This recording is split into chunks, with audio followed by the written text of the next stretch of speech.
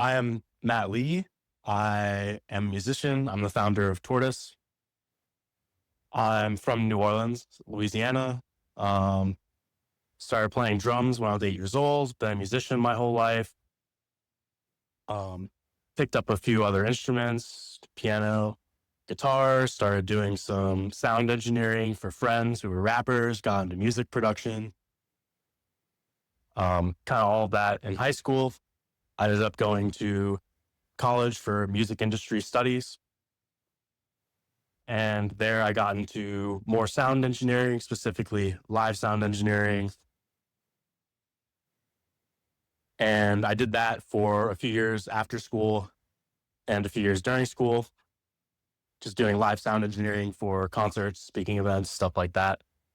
And decided that wasn't me, that life wasn't for me. I met a lot of jaded, middle-aged sound engineers, and I could see my future there and didn't look like a good one. So I got into software development at that point, and went to school for that a little bit. Didn't graduate, but learned a lot of good stuff. And I ended up joining this hackathon in New Orleans, which was put on by this accelerator there called Idea Village. And there I met my friend, Theo, and we built this project called Proof of Listenership Platform, Pulp for short, POLP. And we ended up winning that hackathon. It was like a crypto music thing. And so that ended up with getting a little bit of support from this accelerator.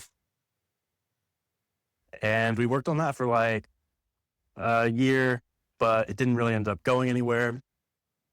I actually remember very clearly the day we started looking for fundraising was the day FTX collapsed. So yeah, not the best timing, and also was very inexperienced. Yeah, and actually through that is how I found out about Farcaster. Because I applied to the A16Z crypto startup school, and on the application it asked, "What's your Farcaster username?" And I said, "What's that?" And so I looked up Farcaster and made an account just so I could get on the application. And that was in late 2022. And it was kind of love at first sight when I saw Farcaster. I remember, because I had really bought into the whole vision of Web3 as, like this is the internet that you own, blah, blah, blah. And it wasn't until I saw Farcaster that I actually saw the thing. I remember just reading through the Farcaster docs and opening up their desktop app they had at the time, and just saying like, "Oh, this is the thing I've been reading about. This is the thing that people have been talking about with this whole Web3 thing."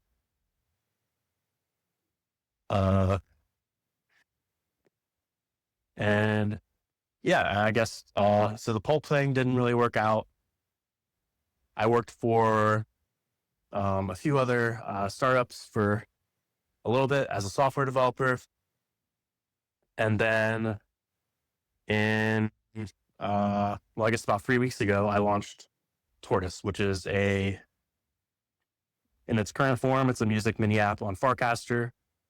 Overall, the vision is kind of to be a general music ecosystem collective built on Farcaster. Nice. Well, appreciate the story. Obviously, you and I have spoken before. You've been helping me out with the podcast a bit, which I greatly appreciate. And we've been, before that, back and forth on Farcaster for a while. I like what you said about when you saw Farcaster, you sort of like saw the thing that you've been sort of hearing about and imagining for so long. I felt largely the same way. And I think that thing has only continued to become more and more of that thing since starting. Like when it sounds like we started on Farcaster around the same time, it was kind of just a Twitter clone, roughly. with a lot of crypto people there. And then now there's, mini apps and Warplit and in-feed transactions and in-feed token launchers. And like, it's a very much, it's all crypto. And it's just like when people ask me why would they want to be on Farcaster or Warpcast versus Twitter? It's like, I used to say, well, it's just, I kind of like the community there. It's good people, a lot of builders.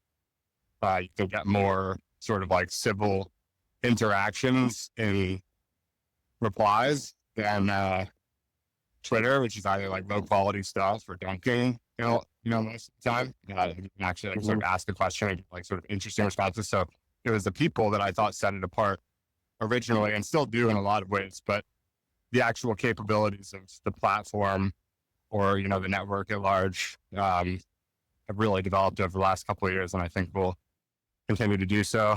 And I definitely want to talk about Tortoise, latest app that you've launched, which had a really nice reception.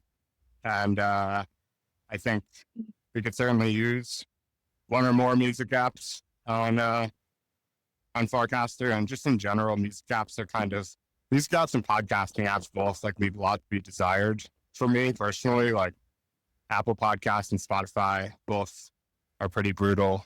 And then on the music side, like I've used Spotify for a long time primarily, but recently I've been using just my Apple Watch and laptop more instead of a phone, and Spotify for whatever reason is always glitching on my watch. So I've sort of switched to Apple Music, which also kind of sucks. But I don't know. It's, I'm very open to like new apps in both of those areas. And I know Tortoise isn't contemplated necessarily as like a replacement for those things, but you start with people who are in the Farcaster network posting music and whatnot, and who knows if and as Farcaster becomes a very big thing, who knows, how it could potentially develop from there.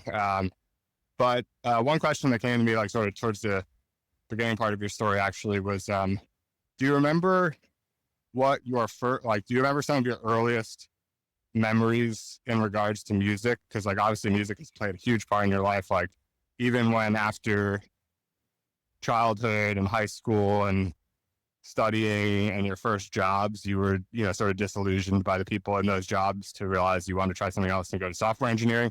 Even after all of that, here you are, software engineering, a music app, you know what I mean?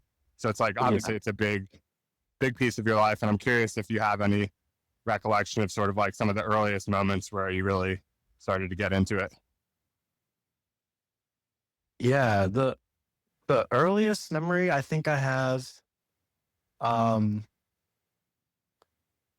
there's two. One is we were listening. I think we were like I was in the car with my family, and the song "Hey Jude" by the Beatles was playing, and my brother, I think, who is also a musician, was talking about some of the instruments in it, and he said like something around like, "Oh, do you like hear how the drums are doing that thing?"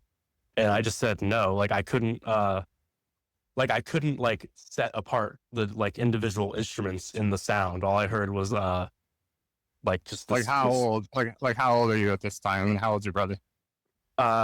So like I'm like 6 and my brother's 12 probably. Okay. Fair to not be able to distinguish instruments at 6. Yeah, I mean a lot of adults can't do it, to be honest. Yeah, that's true. But yeah, I don't know. I just remember it just had me. I don't know. It just had me thinking so much about like, the way that you can hear things, but you have to really you can hear things just because you hear something doesn't mean you're listening to it, right? And that's a skill that I've still built up as an adult of like to listen between. I mean, especially as a sound engineer, like for instance, I know people who, they'll listen to music on their phone, like just through the phone speakers, and be perfectly fine with it, which is great, more power to them. But like when I hear that, it's literally like I'm listening to half of the song, because like there's all these frequencies there, like all the bass frequencies are missing. and it's just like it's very I'm very aware of it. And then the other memory I remember was going to this music store with my family, probably around the same age as the other story, like 6, 7 maybe. And because my brother was a musician already at that time, good bit older. And there was this like drum practice pad, and I was just kind of obsessed with it for some reason. Like I just remember like it also had like a key, like drums have like you can tighten and loosen a drum head and use something called a key to do that. And I was just obsessed with this drum, like with the key and just tightening and loosening it. Like more so than just like this just random, like inexplicable obsession with the this little drum practice pad. And then I started, and then started playing drums a year or two later. So drums was first? Yeah, drums was first. Still the instrument I'm most comfortable on, especially when I'm playing with other musicians. Are you playing with other musicians a lot these days, or mostly like I know you've got videos like playing the guitar and singing and things like that. Are you doing band stuff as well, or not so much? Yeah, so I'm playing drums in a band called Moon Blossom, which is a bit of a new thing. Blossom, you said? Moon Blossom, MOON. Yeah. Yeah, so the singer of that band is actually on Farcaster as Moon Blossom. Oh, nice. Yeah, I got him on there pretty recently. And you got him posting on Tortoise yet? Yeah. So we've got a song called One and More on Tortoise. Nice. What how many people are in the band? What instruments? And I don't want to overwhelm the questions, but maybe this would be a good time to do the quick summary on Tortoise and what it is. Okay. So the band Moon Blossom is me on drums, Jay is the singer and bass player, and then we have Liz and Ben. Ben is my brother. They're both guitarists. Ben is the lead guitarist. Liz is the rhythm guitarist. And it's like a indie rock. Been described as hippie punk band. I don't even know what that means, but that's what Jay likes to say. So,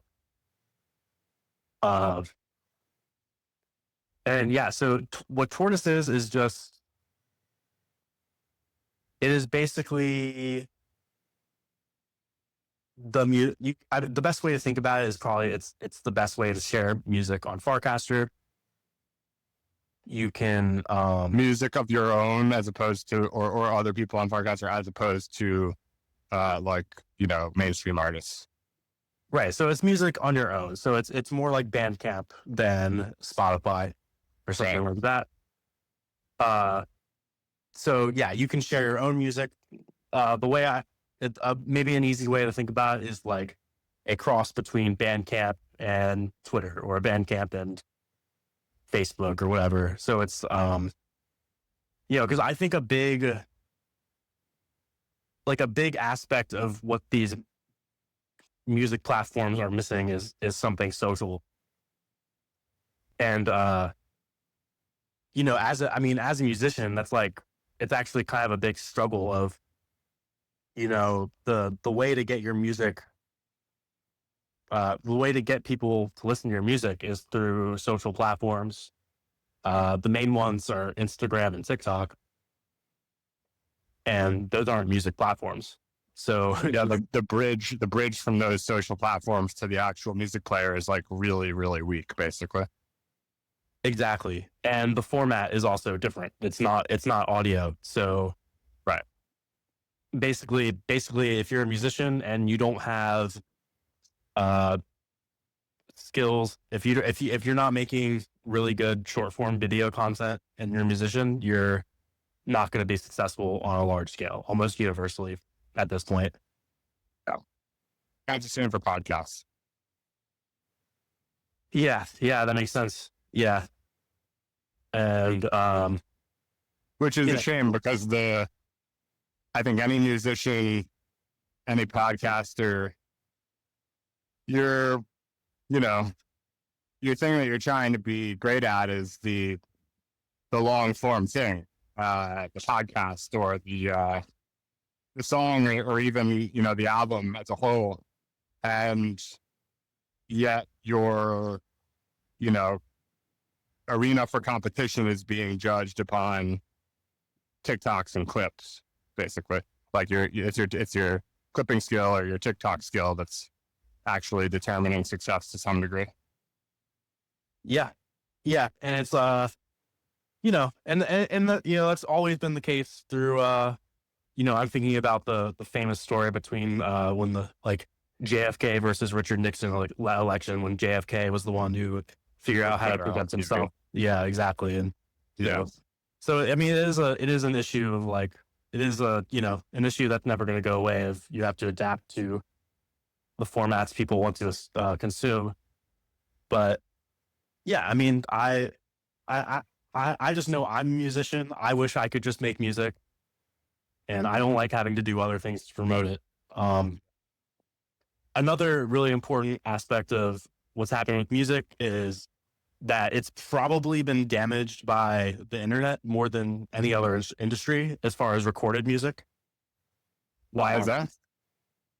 Well, because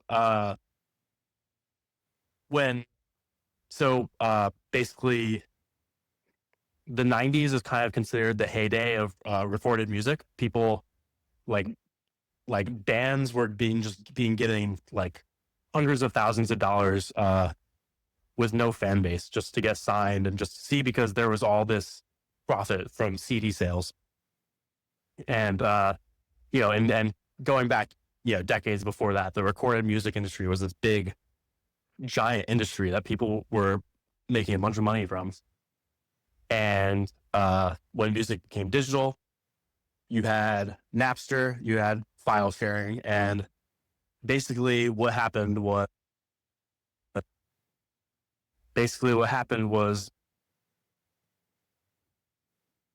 music became water. It became unlimited. It lost its scarcity, basically. And so people stopped paying for it. And you know, and that's when, you know, that's when iTunes came along. That's when Spotify came along, eventually, to kind of, I wouldn't say solve that problem, but I guess there was an attempt to. And but we're still in a place where, you know, the recorded music industry, I'm forgetting what the numbers are, but it's just so far. It's just, you make so much less money from recorded music than you used to. And so artists today, like even the big ones who actually do make good music on streaming, they're making way more money from live music and from merch sales. And that's basically how the industry works now, is that your records are promotional content for your shows and your merch. Yeah, which is crazy again, because it's like you're not being rewarded for the thing. I mean, some people are like, especially like live performers, that's their thing. But for a lot of people, it's like you're using your main thing to drive people towards side things, which you probably don't care that much about, which are the things that actually make the money. Just sort of unfortunate. Yeah. But and like, I wonder, you know, we could talk about, like, obviously with Tortoise, you can collect music. So you might not need to you might not need to buy it to listen, but you can sort of support your favorite artists. We could talk about whether that actually is something that could meaningfully scale to sort of fix the current monetization problem for people recording music. The other thing I just wanted to sort of bring up as an analogy, I'm not sure how accurate it is or whatever, but I am more intimate, like as a consumer, my music listening experience hasn't really suffered as a result of everything you're describing. And but like, yeah, the people are just, the musicians are making less money, which is unfortunate, but it seems like it hasn't really stopped them from making, like, it hasn't stopped great musicians from making music. in a lot of ways. Maybe in some, maybe it has in a lot of cases, but like there's still a lot for me to listen to. But as I posted on Farcaster the other day, actually, that like the 90s, like you said, was the heyday for music. I am sort of more, to me, it's more obvious to me personally that like the 90s was like sort of the heyday for movies. Like there's just so many great movies from the 90s and also like maybe the early 2000s to some extent, but really like the 90s, late 90s, or like anytime I turn on a movie from like 1996, 1997, or 1998, I'm like, man, this is going to be great. And it's just like the depth is insane versus now. I don't know. Like, I don't know if I can name like 3 good movies that came out last year. And that's like, I don't want to be like overly harsh, but it's just, I don't find very many great movies anymore.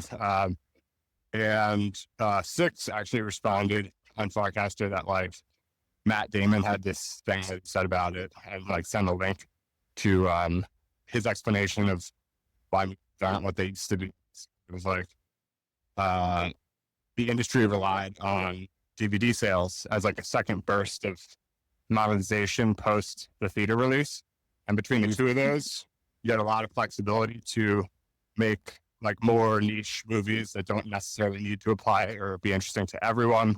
And therefore, I think they can be more interesting to smaller groups of people because they're just like by definition not as like mainstream commercial or whatever. And so you could sort of get away with doing those things because you'd have the theater release, want to make some money there, and then you do the DVD release and make some more money there and have sort of like a stream of revenue in perpetuity from that, potentially just ongoing DVD sales. And now I guess, I don't know exactly how it goes, but like the theaters aren't as popular as they were, and then there's no DVD. It's just like probably a similar thing to music, you know, how they used to sell records and then CDs, and now it's just streaming. Similarly with movies, it used to be DVDs and now it's just streaming. And I think just like the monetization on that is just like way lower per movie or per artist in the music industry and whatnot. And as a result of that, we now just have Avengers 7, 8, and 9 instead of like actual new like movies that are just about like things that you haven't seen before, basically. And I wonder if that like has, despite my finding music that I like still, has that had an impact on music, you think, where music has actually sort of like aggregated to become more mainstream as a result of like people with more niche audiences just knowing that they basically like have no shot? No, I don't think so. I think my guess, just a quick thing, like my guess as to why that would be the same is that music you can sort of produce for low cost on your own from just like a passion for music, whereas music is just inherently more of a business to like make something happen. You need like a lot of funding. And so there's the musician who just wants to make an album doesn't necessarily need to do the math and get it approved. Whereas like the, maybe once they're signed or something, but the movie sort of has to do that. And if you can't justify it, then it doesn't get made, basically. Whereas the musician might not realize this isn't viable until after they've already like sort of produced some music. Yeah, I mean, a movie, it requires, you know, many people. It's like it's like this big project to take on, and a lot of music is too. But I mean, musicians are gonna make music. It's, you know, it's like it's almost like breathing to the ones who really love it. So I mean, it's not gonna matter if they're making money or not. It's just gonna happen. Are you one of those people, you think, or are you not as extreme as some other musicians might be in terms of like their obsession? Like, yeah, will you make music forever? Yeah, I will. I mean, it's I'll always make music. I mean, that's where I'm coming from when I say that. You know, and it's something I always keep coming back to. You know, I've had phases where, you know, I think, oh, like I should try to get into other industries, like, you know, maybe I'm not good enough to really do this, blah blah. But it's just really, I've kind of figured out it's not really a choice. Do you care really how good you are, or is it a lot of it just the process of making, like, sort of regardless of who or how many people listen is enjoyable in and of itself? Or is there a piece of it that like you want to do it because, it might get sort of like, you might sort of have that song that actually like a lot of people end up listening to? Both. I mean, I very much care how good I am. I want to be good. But if that was all I cared about, I wouldn't do it because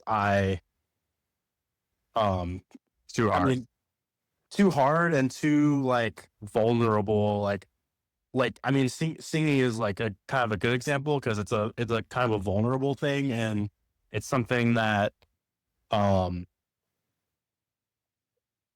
well, at least I used to think I wasn't very good at it, and uh I just kind of realized that it's just like something I love to do so much. Like to not to rob myself of doing that because I don't think I'm good at it would just be such a disservice to myself, you know? Yeah. I mean, I think there's so many other benefits of like doing the things that you love, regardless of the specific outcome. It's very different because I don't know that it's necessarily art. But podcasting, there's an analogy for me, which is that like a lot of people go into podcasting or don't go into it because they think that the point of it is to like build a big audience and like have some massive podcast. And it would be awesome to have a big audience, and then you can monetize it and you could like just do the Joe Rogan life or whatever. That'd be great.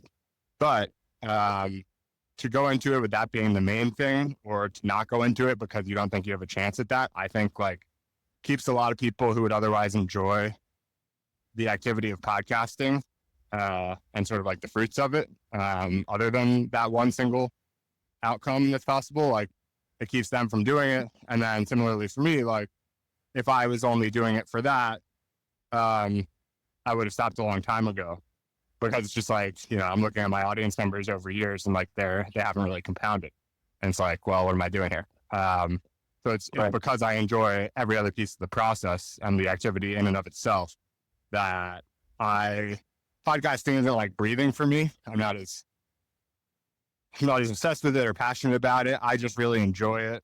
I think it's worthwhile. It's like a great thing for me to do, especially with this new setup where I can go for a walk and do it. It's like recently I've been working pretty hard, and podcasting and taking a walk during it has been like sort of my primary form of exercise, which maybe is a little sad, but is quite enjoyable nonetheless. So yeah, I don't know. I think it makes a lot of sense basically why you do what you do. And I feel like as you've, broadened your skills and stepped into like software engineering, and you can maybe find like, I mean, Tortoise is a great example of sort of combining your interests. Like you can continue to make music, but you can also sort of like live and work in and around music in ways that are maybe a little more tangential. And like sort of like if you're working on Tortoise years from now, you would presumably be like spending every day with like different artists and listening to music and making music, and all of these things would be sort of in the realm, even if you're not like music. Being a musician yourself isn't sort of the primary thing necessarily. Right. Yeah. I mean, yeah, there's a lot to get into there, but yeah, I think you have to like the idea of, the idea of trying to calculate like, oh, what's the best course of action for me, right? Like the idea of just like trying to like use logic to like figure out your next move all the time rather than like doing stuff you're just kind of naturally gravitated towards, I think is just kind of um it's kind of arrogant to think that like you'll be able to figure out what's best for you rather than just like naturally what you want to do. Interesting.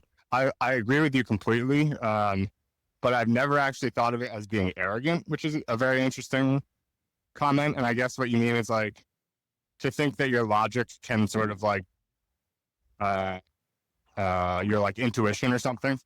It's almost like,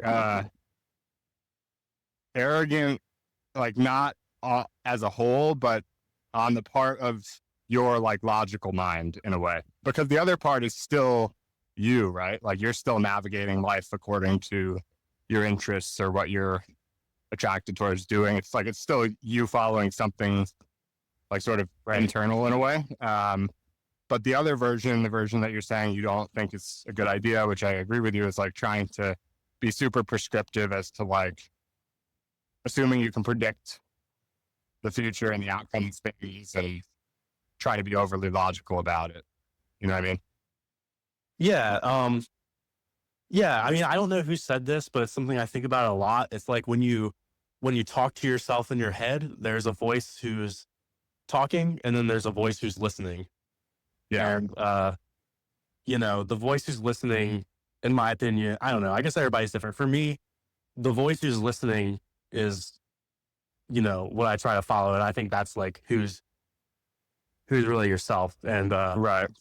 another thing I think about is, how Steve, it's like a famous Steve Jobs quote of, just like having faith that the dots will connect. Cause he studied, he studied like fonts and art and all this stuff. Ended up helping with Apple, and that's how. I mean, that applies to me looking back on it for sure. And that's how I got into crypto at all in the first place, was because as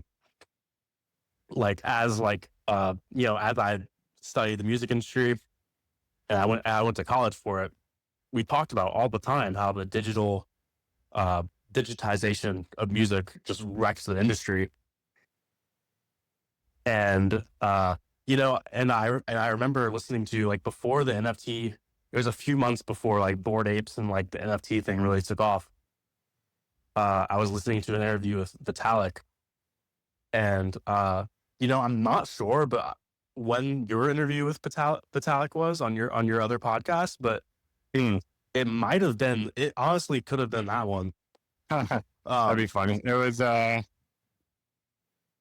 in the summer of 2020, like probably like maybe like August or September of 2020-ish, maybe October. Yeah. So, I mean, a high probability it was that podcast. But that's super funny. But I heard Vitalik say, "Oh, you can apply scarcity to media," and when I heard like just alarm bells just started going off in my brain when you said that, and that's really the reason I'm interested in crypto beyond just like holding Bitcoin or whatever. Yeah. Interesting. So, yeah. It's, I don't know if that was online. I don't recall that. It would be funny though if it was, and it'd be funny if this line on, like, we definitely didn't talk about media for a while, but maybe there was a line in there at some point about it for some reason, like tangential to something else we were talking about. And it would be funny. Like so many of my podcasts, like they were great conversations and whatnot, but like, I don't have an amazing rote memory. And that's probably, understating the fact. Like I have like, I would say like a pretty not great memory. Like I continue underestimating it. I have a pretty bad memory basically. And so it's funny, like I do all these podcasts and like, you like to think that you're picking stuff up along the way, like knowledge and nuggets of wisdom and whatnot. And I do think that I am and that I have, but it's in a way that's not as easy to recall. Like I can't be like, oh yeah, I learned this from this. It's like more just the accumulation of experience and conversations over the years that just sort of like maybe they sort of like help to guide that sort of instinct, but or intuition. But also what, the Steve Jobs quote, one of my favorites of all time that you mentioned by anyone on anything. And then the voices thing is also interesting. I don't know if you're familiar with this book called The Untethered Soul. No, I'm not. Really good book. I'm not like super into this category of books, I would say, like Eckhart Tolle, if you're familiar with him, and other people like that. This one is, I think the author's name is Michael Singer, and He's got a few books. This was the only one that I read though. And it was probably one of the most impactful books I've read, top 3 or 5. And the core takeaway from it basically is exactly what you said, that, or at least for me, the core takeaway is like this voice that you're constantly, hearing, if you will, is not you, and you are the witness, is what, this book says, like, and that's what you're describing as the person who's listening to that voice. And it's just a super helpful concept. I don't think of it day in and day out necessarily, and maybe you should, maybe shouldn't. I'm not like sort of here to argue or debate that, but it's definitely useful sometimes where, for example, if you're like really angry or really sad, you can separate yourself from that emotion by realizing like it's always the other thing, like the non-witness that's sort of really angry, because you're noticing that you're angry. And so if you're noticing that you're angry, like that's not the angry. And that concept was just super helpful to me. At a certain point, I can't remember, like, must have been, I don't know, like I can't remember why I was down at this time, but I was down at this time when I read that book. It was like around college, and I just like, most of college was pretty good, so I can't really remember when or why this was, but at the time I was feeling pretty down, and then I read this book and I was like, oh man, it's just like totally like cleared me. And it was great. So I recommend it to people a lot. But yeah, so I know we're sort of coming up on time here, but we've done some of the more philosophical stuff. We've introed Tortoise. Maybe you could talk a little bit about like next steps that you're thinking about on Tortoise. Like, I don't know. I know, off the record, you mentioned how, not that it's like something that needs to be off the record, but just before we started recording, you were like, talked about launching Tortoise mostly because it was something that you wanted, which I think is this is one of those things that I actually have picked up from all these podcasts that I've done with like a lot of really great founders, is you just start to sort of like recognize, various patterns that you could sort of maybe read in like a tweet, but they don't resonate as strongly as when you hear the story over and over and over again.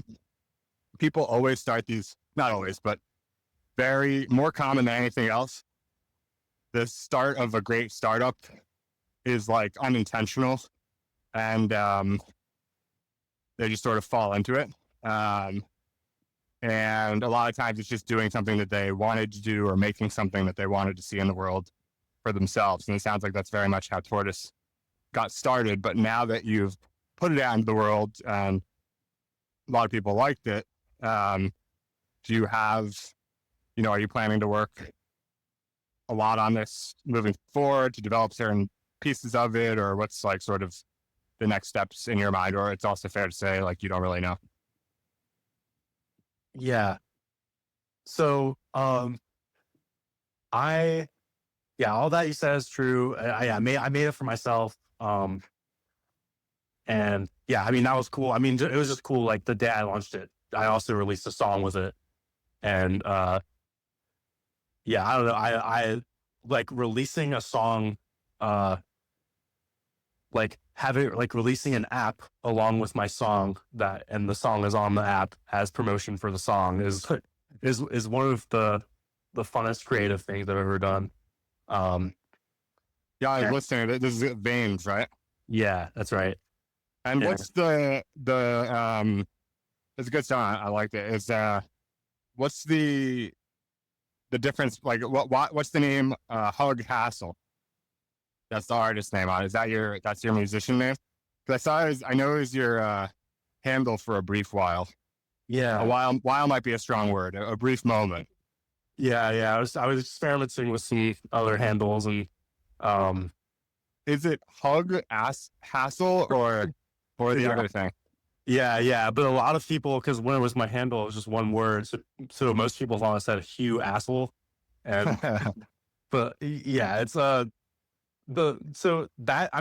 is really that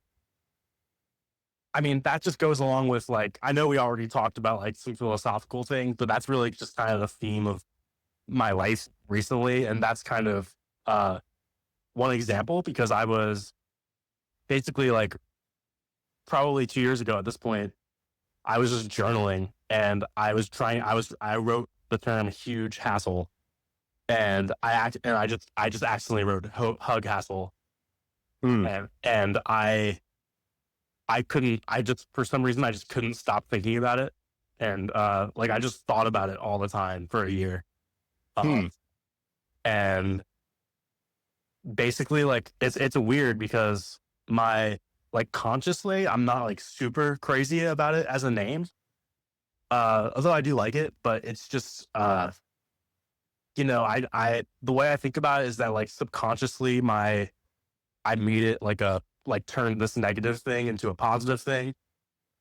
Hmm. And, for whatever reason, it's just sticking to me. And uh and I needed a new artist name, or I wanted one, because my name mattlee is like, it's hard. You can't search for, like, there's a bunch of other mattlees in the world, and even on music streaming platforms, so it just makes it really hard to find my music. So The positive spin on that I'll give you is I've always in order to achieve pseudonymity on the internet, I dropped my last name because Jake is popular enough that it sort of achieves the purpose without making up a new name. It's just first name only. And I've right. always been a little bit envious of people with their full name is like Matt Lee is pseudonymous by default. You can just be Matt Lee, and if you don't show a picture of yourself, no one knows which one you are. Yeah, I mean, yeah, it's a great point. Yeah, and I'm still, I don't know. Hug Castle is what I'm going with right now. It's still, I don't know. It's funny because people still like don't know how to say it. Like when I say like that, I don't know. People get kind of confused about it, but I don't know. I kind of like it, and I like that it's not. I don't know. I like that it's kind of weird and just like doesn't really make that much sense to people, and it's just like, uh, I don't know, because I think that's the way I am a bit. So There was huge hassle, which is like where it derived from. Is there was the like huge asshole thing like a part, like was that intentional at all, or that's a misread by everyone who gets confused? that's a Like, do you mystery. like that? You don't like that component? Like, that's not an intentional thing, right? Uh, it's not intentional, and it's Do you not like that? That's a mistake that people make, or not really? not real. Well, Yeah, that's what I sort of figured, and I think that's a mistake. That's what I assumed when I saw it. I'm like, oh, here's like hug hassle, but also like huge asshole, even though like like it doesn't perfectly line up. But it's like I feel like that's what he's going for here, but it's not, and it's not the story. And the story is better than that, as you just told it, in like the longer form version of really, it's a misspelling, and for whatever reason, logic aside, just sort of like resonated and stuck with you, which is like a great name to make a name, versus like the play on the other thing is just like not as good, and that's what people are sort of like assuming.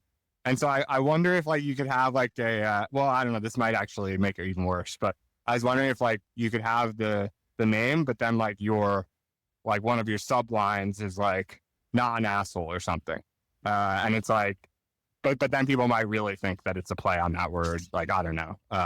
It's a tough one, and it's not like, sounds like you didn't sign up for this. You just wrote this thing that resonated and stuck, and now you're left to deal with it. And I mean, I agree with yours. Like, I think you should just go for it as long as it continues to resonate, and if it stops, then you can move on. yeah. I mean, yeah. I don't think that it's as much of a problem when you have the space between the words. True. So, You can put a uh, dash, well, under underscore.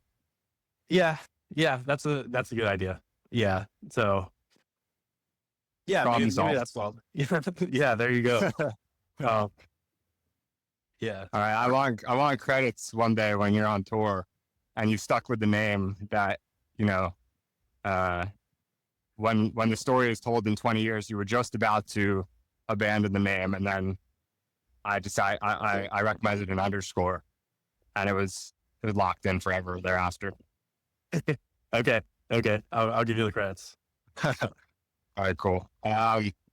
Well, anything else before we wrap? I know we're up on time, but we can obviously do it again at some point in the future. Yeah, any closing words for Hackathon fans or mattlee fans? No closing words. Yeah, I mean, I have a lot more to say about the vision behind Tortoise, but that's okay. I also like to be. I'm also glad I'm not putting too much out there. And just I hope anyone who's listening checks out Tortoise, listens to some music. If you're a musician, post some music on there, and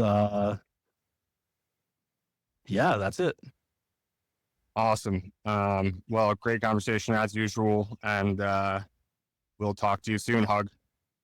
All right, see you, Jake. Bye. Later.